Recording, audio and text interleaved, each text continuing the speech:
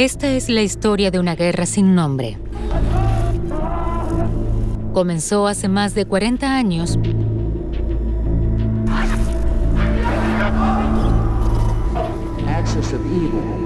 entre Irán de un lado y Estados Unidos e Israel del otro. Una guerra de ideologías y estrategias que sigue generando un profundo odio y resentimiento hasta el día de hoy.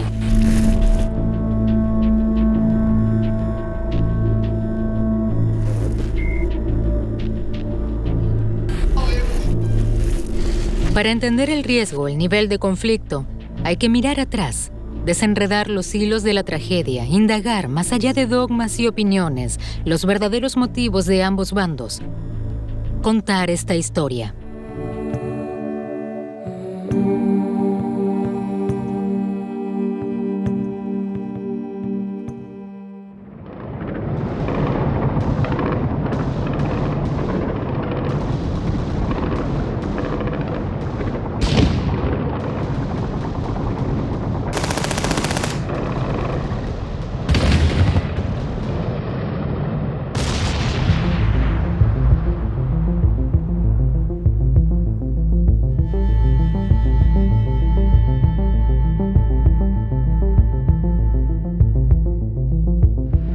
...27 de febrero de 1991...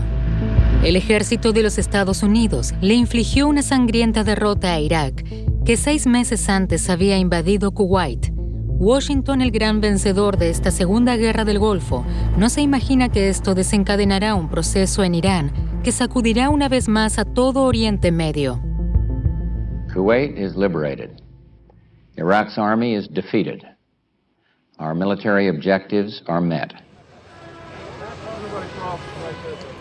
Para el presidente George Bush padre, la liberación de Kuwait es solo el primer paso de su ambicioso plan: crear un nuevo Oriente Medio. Tras esta victoria en Irak, la prioridad de Estados Unidos es proteger sus intereses en el Golfo Pérsico, cuya importancia estratégica es mayor que nunca debido a sus ricas reservas de petróleo.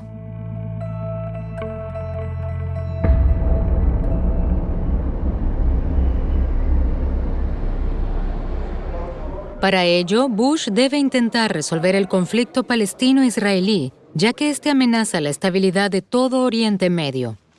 La Conferencia de Paz de Madrid debía ser el primer paso de este proceso. Para lograr su Pax Americana en el Golfo, Bush invitó a todos los que pudiesen influir en el conflicto árabe-israelí. Nada puede resultarnos ajeno. Líderes europeos, soviéticos, magrebíes y de Oriente Medio. Solo falta un país, la República Islámica de Irán.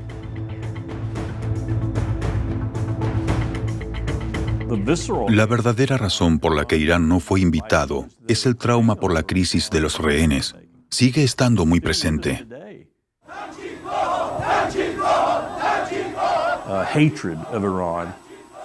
El odio a Irán debido a la crisis de los rehenes de 1979 marca la política estadounidense hasta el día de hoy más de lo que uno pueda pensar.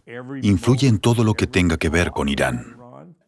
En ese momento, la idea era que esta conferencia fuese lo más universal posible. Pero nadie consideró siquiera invitar a los iraníes. Estados Unidos era la superpotencia, era el gran Satanás, y el objetivo de la conferencia iba a ser hacer las paces con el pequeño Satanás, Israel.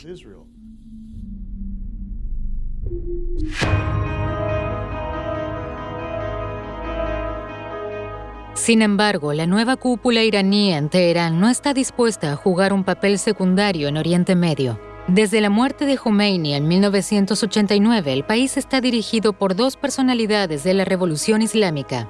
El ayatolá Ali Jamenei es el nuevo líder supremo. Como fiel partidario de su predecesor, sigue una línea intransigente. Hashemi Rafsanjani es el presidente. Este rico empresario también era muy cercano al difunto líder de la revolución. Es pragmático y realista. Ambos optaron por una neutralidad benevolente hacia Estados Unidos durante la Segunda Guerra del Golfo. Los iraníes ayudaron a Estados Unidos en la guerra contra Saddam Hussein. Abrieron un canal de comunicación y le permitieron a Estados Unidos usar su espacio aéreo. Fue una manera de apoyar discretamente a Estados Unidos. Pensaban que después de la guerra les recompensarían volviéndolos a incluir.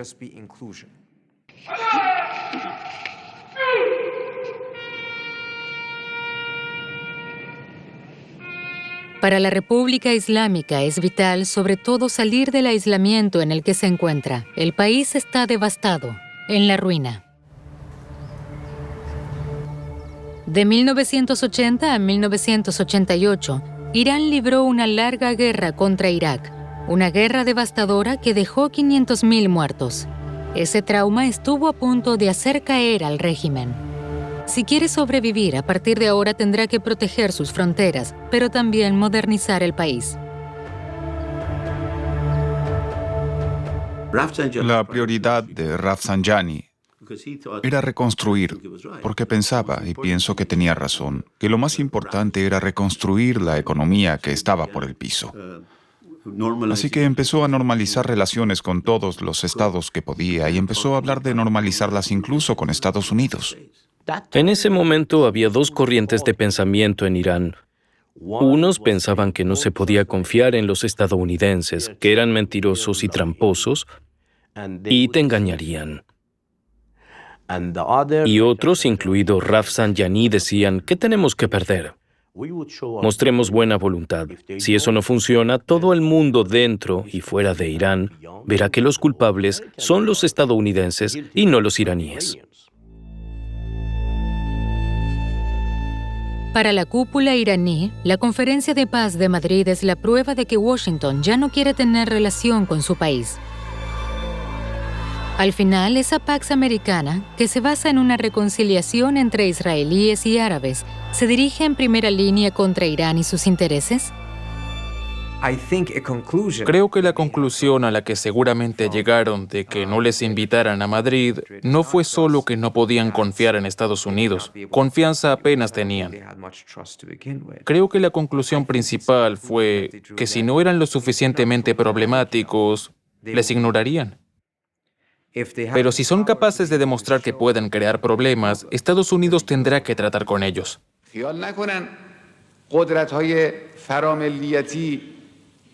یا تبعشون در این منطقه که می شود ایران را ناامن کرد و منطقه را برای دیگران امن نگه داشت. نخیر، این خواب و خیالی بیش نیست.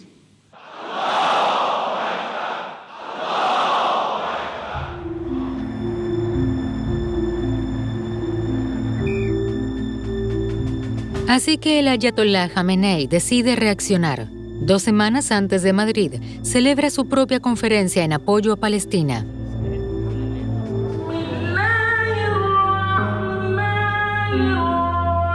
El líder supremo reúne a representantes de unas 60 agrupaciones con ideologías y creencias muy diferentes. Entre ellos hay revolucionarios, nacionalistas e islamistas.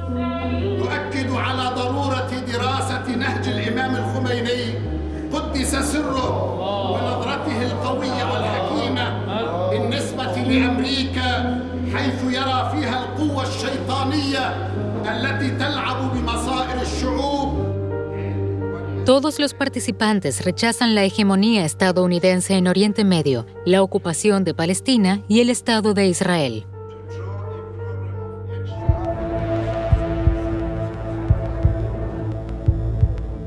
Durante esta conferencia se forjan estrechos vínculos entre el movimiento libanés Hezbollah, los islamistas palestinos de Hamas y la Yihad Islámica. Así es como surge lo que Teherán llamará posteriormente el eje de la resistencia.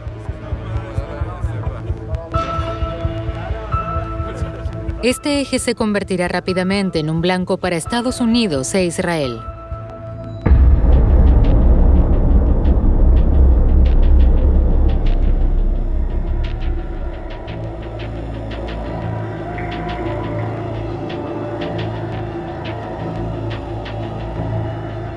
Los chiitas de la periferia sur de la capital libanesa están de luto.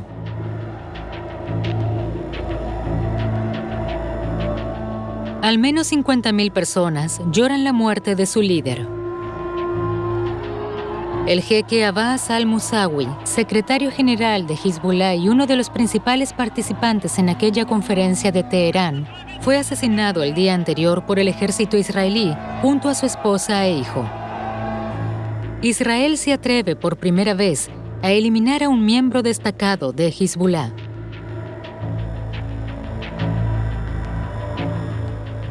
There's no question that our capacity to defend ourselves and their capacity to attack us have changed dramatically. We will be able to defend ourselves better. They will be able to hit us not as effectively because the organizing brain has been removed. ¿Qué había sucedido? Cuando a principios de 1992 soldados israelíes son secuestrados en el sur del Líbano, Israel decide secuestrar a figuras conocidas de Hezbollah para conseguir un intercambio de prisioneros. Al-Musawi es el objetivo perfecto.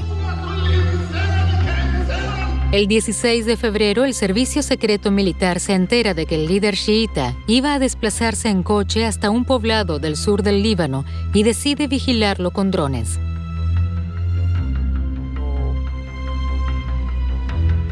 El 16 de febrero, a primeras horas de la tarde, Al-Musawi llega al poblado como estaba previsto, sin sospechar que la inteligencia militar israelí está siguiendo en vivo todos sus gestos y movimientos. Tenemos información crucial que nos permite alcanzar nuestro objetivo en ese momento. Es decir, quitar del medio a Abbas y a Musawi. Nos hace falta esperar otros 3 o 4 meses. Eso es exactamente lo que le sugiero al jefe del Estado Mayor. En lugar de un secuestro, Uri Sagi recomienda eliminar a Al-Musawi con el argumento de que una oportunidad así no volvería a presentarse tan pronto, que tenían que atacar ahora. Un helicóptero despega con órdenes de matar al líder chiita tan pronto como emprenda su regreso a casa. Poco antes de las 4, el Mercedes de Al-Musawi está en llamas. El jeque, su esposa y su hijo mueren en el acto.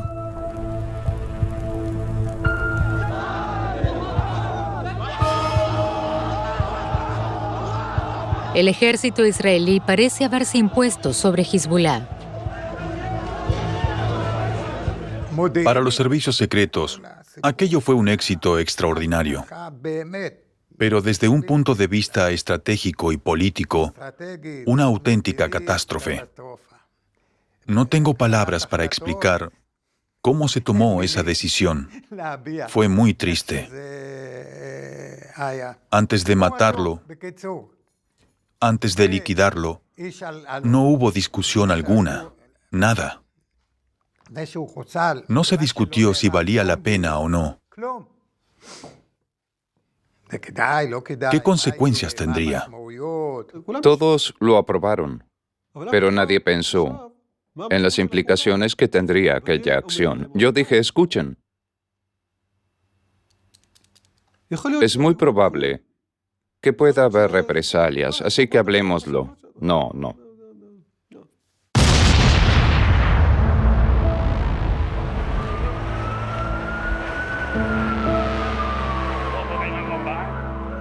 Un mes después, el 17 de marzo de 1992, un automóvil cargado de explosivos se estrella contra la Embajada de Israel en Argentina. Se producen 28 muertos y 250 heridos. La Yihad Islámica se atribuye el atentado. Sin embargo, muchos israelíes consideran lo ocurrido una respuesta directa de Teherán y Hezbollah a la eliminación de Al-Musawi. Tuve dudas. Con esto no quiero hablar por los demás. ¿Era lo suficientemente consciente de todo? Sopesé honestamente el costo-beneficio, la liquidación de Al-Musawi a cambio de decenas de víctimas judías de un atentado en Argentina. ¿Reforzaría esto el deseo del demonio chiita de contraatacar? Para que quede claro una vez más, no quieren la paz. Pero a veces se aceleran aún más los procesos, de modo que adquieren una dinámica que no habías previsto. ¿Por qué? ¿Por qué esta acción creó un patrón completamente nuevo en la relación entre nosotros y Hezbollah, y entre nosotros y sus dirigentes, es decir, Irán, ya que en última instancia habíamos golpeado directamente a Irán?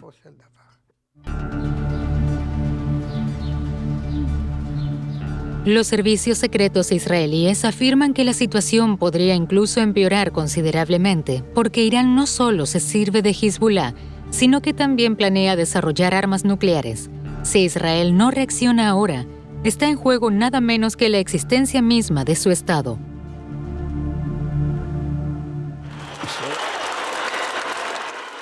Hay un hombre decidido a evitar esta amenaza: el nuevo primer ministro israelí, Isaac Rabin.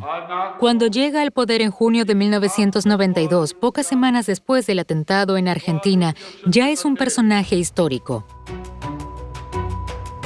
Nacido en la Palestina del mandato británico, en 1948 Rabin participa en la Guerra Árabe-Israelí, conocida por los israelíes como Guerra de la Independencia.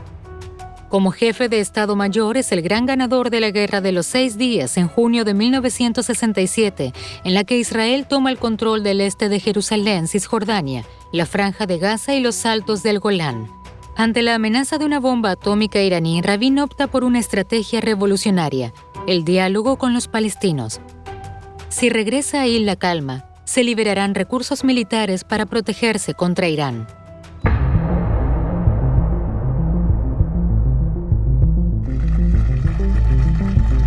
La imagen da la vuelta al mundo. Tras meses de negociaciones secretas, Rabin, ex héroe de guerra, se dispone a firmar en la Casa Blanca los acuerdos de Oslo con el líder de la OLP, Yasser Arafat, a quien siempre había calificado de terrorista. Por primera vez desde la creación del Estado de Israel, se inicia un proceso de paz real entre israelíes y palestinos. The children of Abraham, the descendants of Isaac and Ishmael, have embarked together on a bold journey.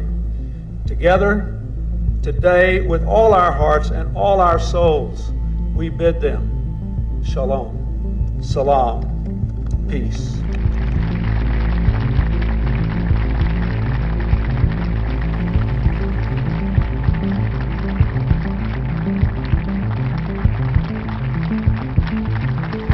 Al estrechar la mano de Arafat, Rabin piensa principalmente en Irán, contra el que podrá protegerse mejor si se vislumbra la paz con los palestinos.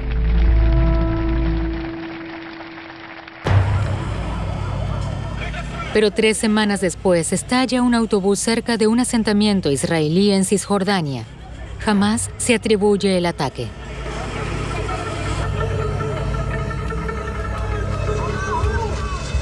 Después de esto, un colono israelí lleva a cabo una masacre en Hebrón. En Israel, como en los territorios ocupados, los ataques se suceden ahora ininterrumpidamente. Extremistas de todos los bandos hacen todo lo posible para que el proceso de paz fracase. Un golpe de suerte para Teherán. Hora de volver a intervenir y desbaratar la estrategia de Israel. Irán nunca ha estado a favor del proceso de paz, se lo digo muy abiertamente, con toda franqueza y sinceridad. Porque los iraníes creyeron desde el principio que los israelíes no estaban jugando limpio y no estaban dispuestos a reconocer los derechos de los palestinos.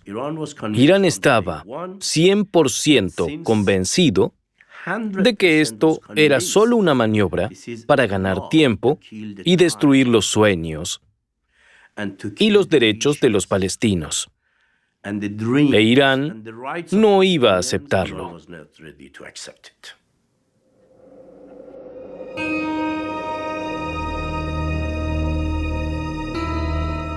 Para Jamenei, de haberse cumplido los acuerdos de Oslo, hubiera significado que Estados Unidos e Israel, una vez solucionado el problema palestino, habrían impuesto su orden regional.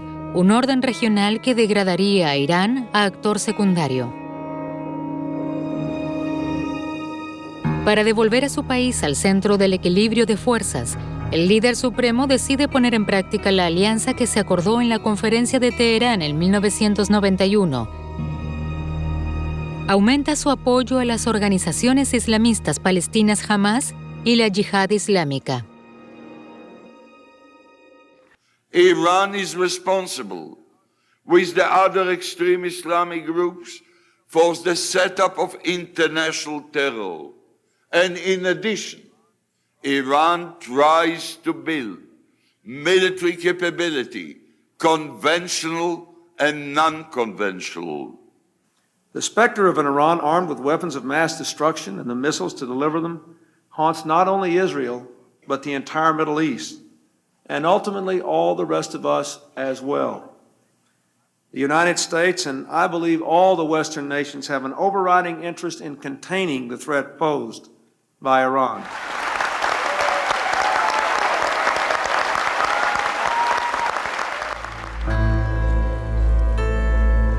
Para evitar que Irán financie el terrorismo y desarrolle armas nucleares, Washington impone las primeras sanciones económicas. Es el comienzo de un embargo total. El objetivo es doblegar a Irán y neutralizarlo mediante el aislamiento.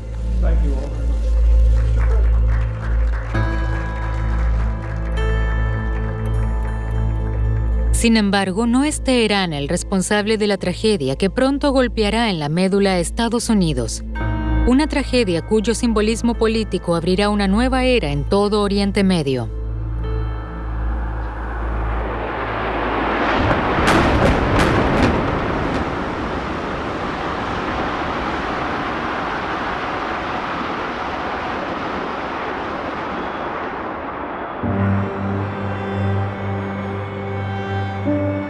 Es el atentado más grave y espectacular de la historia del terrorismo.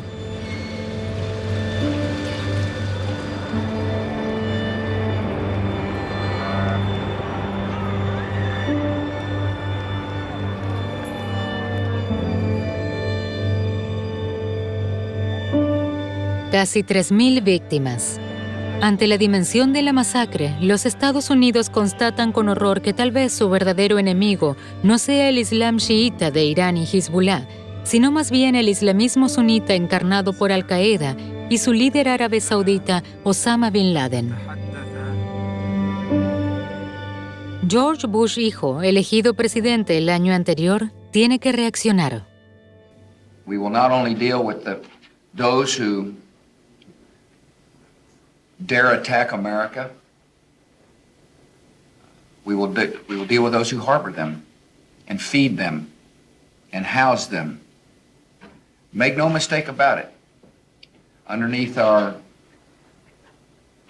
tears is the strong determination of America to win this war. And we will win it. El presidente fija el objetivo. Quiere derrocar al régimen talibán en Afganistán, que lleva años apoyando y financiando a Al-Qaeda. El secretario de Estado Colin Powell debe preparar la ofensiva. Fue el presidente del Estado Mayor en la Segunda Guerra del Golfo y no forma parte de los neoconservadores. Sabe que su país depende de la ayuda de un socio insólito. El ministro de Asuntos Exteriores, Colin Powell, me pidió que trabajara con la oposición afgana para formar un gobierno que sucediera al régimen talibán.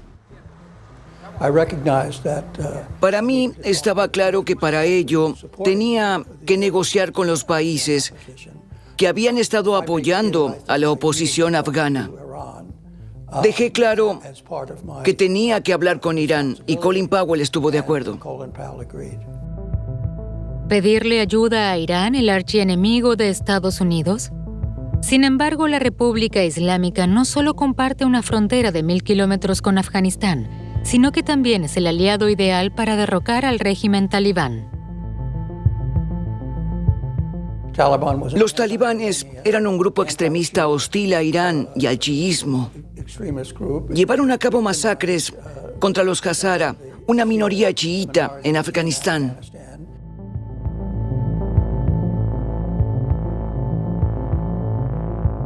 En 1998, el mismo Irán casi le declara la guerra a Afganistán cuando los talibanes destruyeron el consulado iraní en Mazar-e-Sharif y asesinaron a 10 diplomáticos, así como a un periodista. Así que Irán tiene una profunda hostilidad contra los talibanes.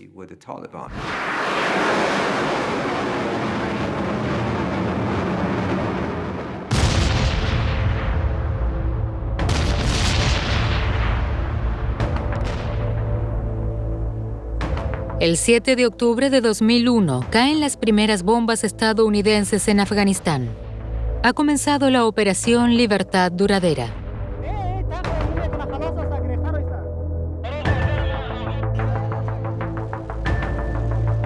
Un mes después, la Alianza del Norte, una coalición formada por grupos de oposición antitalibanes, logra tomar Kabul gracias al apoyo de las tropas estadounidenses e Irán.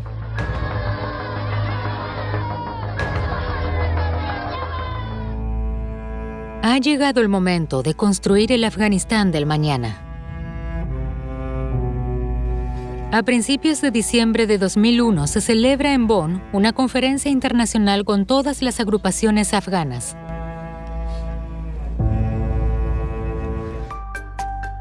Esta vez Teherán quiere tomar partido.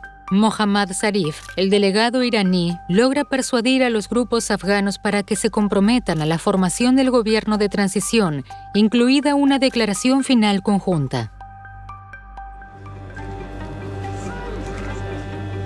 Los iraníes triunfan. 10 años después de que fueran condenados al ostracismo en la Conferencia de Madrid, esta es una prueba de que pueden desempeñar un papel estabilizador a nivel internacional si se les permite.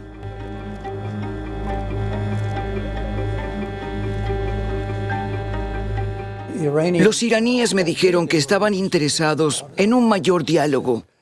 Les respondí que solo estaba autorizado a negociar sobre Afganistán, pero que transmitiría su mensaje. Este mensaje nunca llega. Desde el 11 de septiembre en Estados Unidos, la última palabra la tienen neoconservadores como el presidente Cheney y el secretario de Defensa Rumsfeld. Para ellos, la colaboración con Irán es puramente táctica y, por lo tanto, temporal. Dick Cheney y Donald Rumsfeld se encargaron de que así fuera. Siempre que Irán aparecía en la agenda del Consejo de Seguridad Nacional, Cheney lo eliminaba, de modo que nunca llegó a discutirse. Así que, por defecto, la decisión era siempre la misma. No hablamos con el mal. Mr. Speaker, the President of the United States. El mal. Ese es Irán, pero también Corea del Norte y sobre todo el Irak de Saddam Hussein.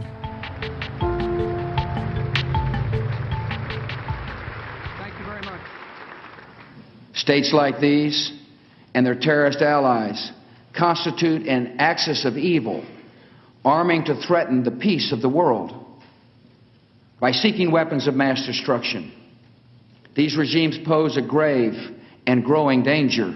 The United States of America will not permit the world's most dangerous regimes to threaten us with the world's most destructive weapons.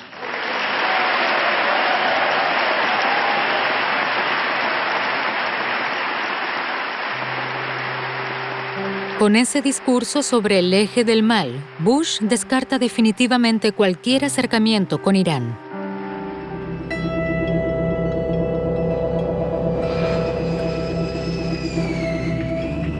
El 1 de mayo de 2003 se logra el primer objetivo. Con el derrocamiento del régimen de Saddam Hussein, Bush hijo pone fin a la campaña que había iniciado su padre en 1991 en la Segunda Guerra del Golfo. Triunfa en medio de sus soldados. Nada parece poder detenerlo.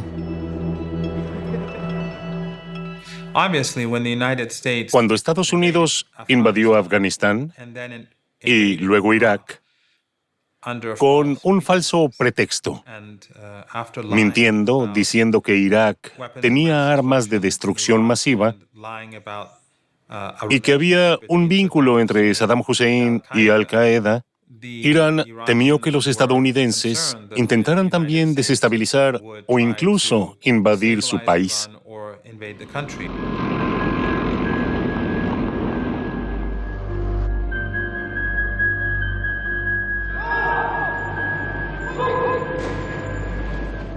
Tres días después de la victoria de los estadounidenses en Irak, Teherán toma la iniciativa y hace una propuesta sorprendente que podría cambiarlo todo en Oriente Medio. Tim Guldiman, embajador de Suiza en Teherán, envía un fax al Departamento de Estado de Estados Unidos con el documento iraní. Guldiman representa los intereses de Washington en Irán desde que se cerrara la embajada estadounidense allí en 1979. El contenido del documento es increíble. Irán está dispuesto a mantener conversaciones sobre sus vínculos con Hamas y la Yihad Islámica, el desarme de Hezbollah y las armas de destrucción masiva. A cambio, espera el levantamiento de las sanciones, el reconocimiento de su papel en la región, así como el acceso a tecnologías occidentales, especialmente para el uso civil de la energía atómica. Washington está perplejo. ¿Por qué el líder supremo, por lo demás tan inflexible, apoya un avance de estas características? Creo que dentro del sistema iraní, algunos habían llegado a la conclusión de que los pequeños pasos no habían conducido a nada y que la única manera de romper el bloqueo era hacer algo grande, una oferta exhaustiva. Habían pasado mucho tiempo reuniendo ideas y propuestas políticas. Sin embargo, en el Departamento de Estado estadounidense, el mismo que había cooperado recientemente con Irán en Afganistán, nadie quiere tomarse en serio el documento del diplomático suizo.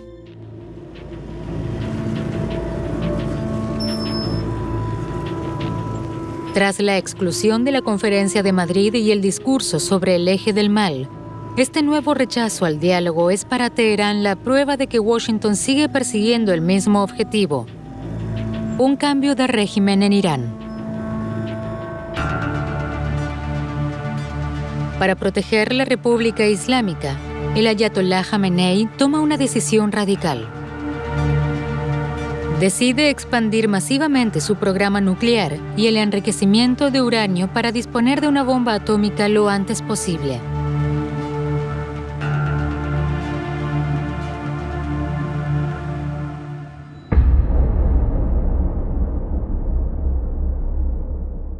Today I want to extend my very best wishes to all who are celebrating Nowruz around the world, and I hope that you enjoy this special time of year with friends and family. Un hombre está decidido a mejorar las relaciones entre su país e Irán. Casi 3 meses después de asumir su cargo, el día de Año Nuevo persa, Barack Obama se dirige directamente a Irán, algo inédito en la historia de ambos países. We know that you are a great civilization, and your accomplishments have earned the respect of the United States and the world. El nuevo presidente es el polo opuesto de su predecesor.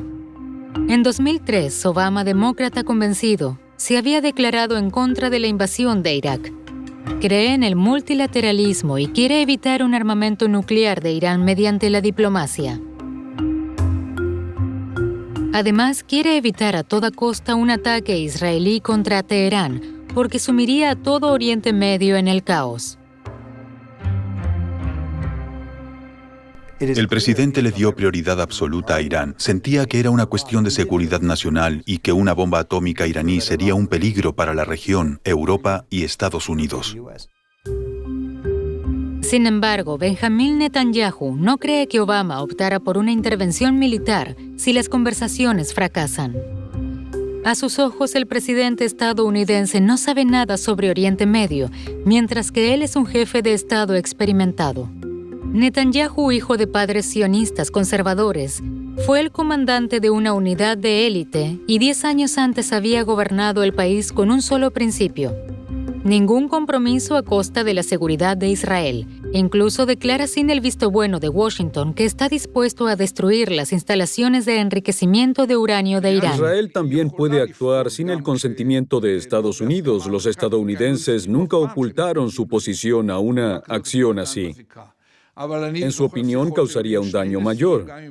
Pero recuerdo conversaciones que tuve primero con Bush y luego con Obama en privado o en presencia de su asesor de seguridad. Le dije explícitamente, si nos enfrentamos a cuestiones críticas que afecten a la seguridad y al futuro del Estado de Israel y del pueblo judío, no podemos transferirle la responsabilidad a nadie, ni siquiera a ustedes, nuestros mejores amigos, sino que nosotros, como soberanos, tomaremos decisiones de acuerdo con nuestros propios intereses. Así que para Netanyahu y Ehud Barak, la intervención militar es la única solución para evitar que Irán construya la bomba atómica. Sin embargo, antes de que puedan actuar, necesitan el consentimiento de los ministros más importantes y los oficiales de más alto rango en el ejército y el servicio secreto. La histórica decisión de atacar Irán debe estar justificada por un amplio consenso. Eso es imperativo. Yo no contemplaba una opción militar. No porque no fuese técnicamente posible, sino porque todo esto no tendría continuidad sin la conformidad de Estados Unidos. Destruir un par de plantas tampoco iba a resolver el problema. Por el contrario, dividiría la coalición forjada por Obama. Al estar en minoría, los dos políticos israelíes no pueden actuar. Sin embargo, esto no tranquiliza a Obama. Si quiere llegar a un acuerdo con Irán antes de que Netanyahu logre persuadir a su gabinete de ir a la guerra, debe dar el siguiente paso. A finales de 2012, inicia negociaciones directas con Irán bajo el mayor de los secretos. Tras conversaciones confidenciales y reuniones públicas, se inicia un acuerdo. El 3 de marzo de 2015, Netanyahu hace un último intento para hacer fracasar este proceso. Viaja a Washington y pronuncia un feroz discurso en el Congreso contra la política de su aliado más fiel, algo inédito en las relaciones entre ambos países. Ladies and gentlemen, I've come here today to tell you we don't have to bet the security of the world on the hope that Iran will change for the better. We don't have to gamble with our future and with our children's future. So this deal won't change Iran for the better. It will only change the Middle East for the worse.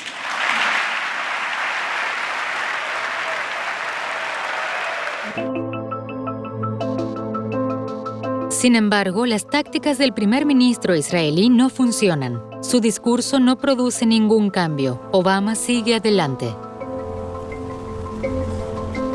4 meses después, el 14 de julio de 2015, se firma el acuerdo nuclear.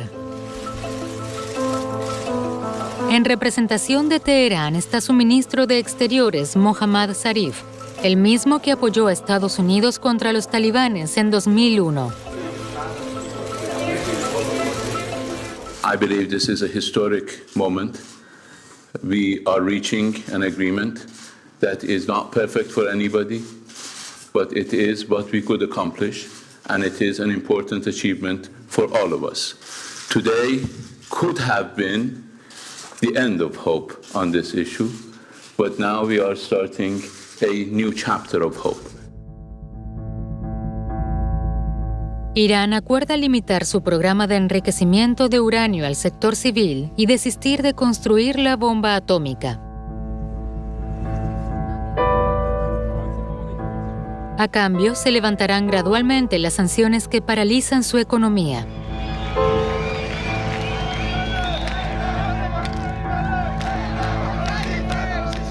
En la mayoría de iraníes, el acuerdo despierta grandes esperanzas. Su país finalmente se está abriendo.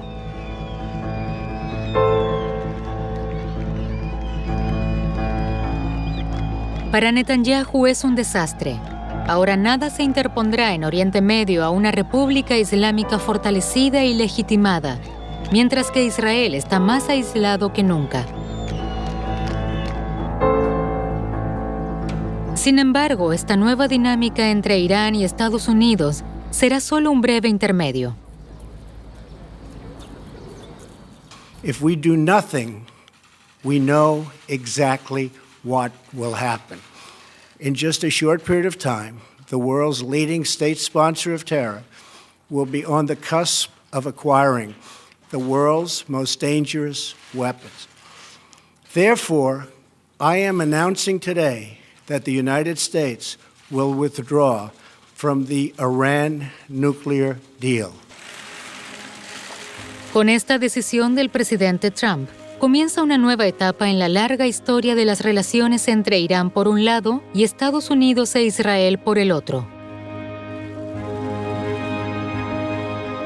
Finalmente, desde la fundación de la República Islámica en 1979, no ha estallado ninguna guerra entre Washington y Teherán. Sin embargo, tampoco pudo prevalecer definitivamente el diálogo. Los dos enemigos no han logrado superar nunca sus diferencias históricas y reconocerse mutuamente como verdaderos interlocutores.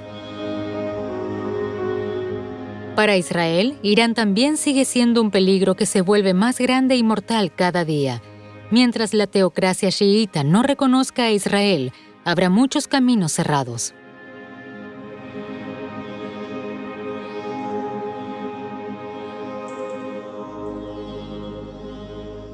Desde hace más de 40 años, la misma espiral mortal de confrontación, intolerancia y odio, como si la aniquilación del otro fuera una ley, como si debieran abrirse nuevos frentes cada vez para evitar que se impongan la amistad y la paz.